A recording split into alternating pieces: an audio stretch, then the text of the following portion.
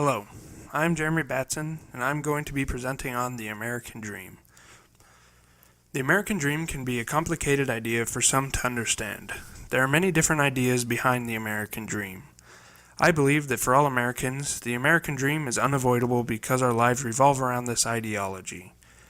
Everyone has an idea of at least what the American Dream is and what they want to accomplish. However, not everyone's idea is the same. For example, some people's dreams will be more selfish, while others will be more prone to give to others.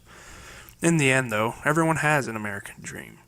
I believe there are different levels within the American dream that give the ideology the characteristics it has.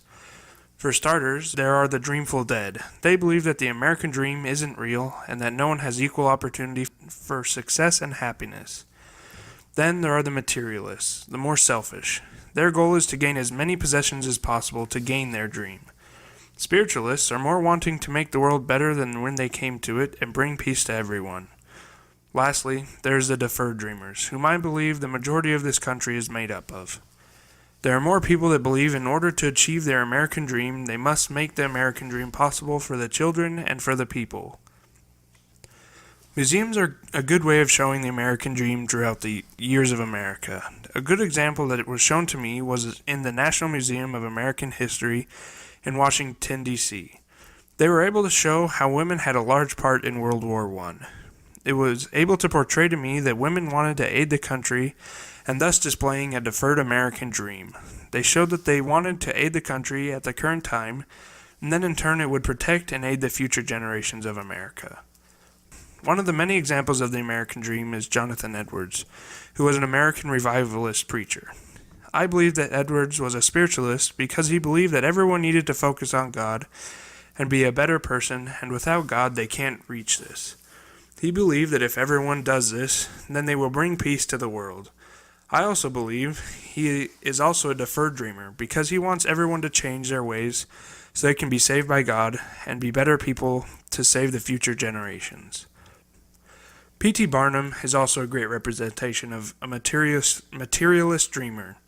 He had a large successful business that made him lots of money. He also believed in hard work and intelligence to make people's lives better and easier. He was very good at what he did with his business because he focused on what people wanted and not on what he thought they wanted. He was also able to gain many possessions and didn't die poor, and he gained his American dream. The most important people to look at when it comes to the American dream is the American people themselves. I believe the American people are largely deferred dreamers and materialists. It is human, of course, to be a materialist because the world pushes it on us so much. The American people wanted freedom from Britain, so that way they can make America a greater place for the future, because without the future generation, there is no America. Americans also want to help others around them, and by doing so, they are helping themselves to be a better person and achieve spirituality. Americans can be greedy, however, but they are not as bad as other countries, and we haven't ended up in corruption. To me, the American dream should be where we are spiritualists and deferred dreamers. If we were to achieve spirituality, then we would make the world better for us and better for the future.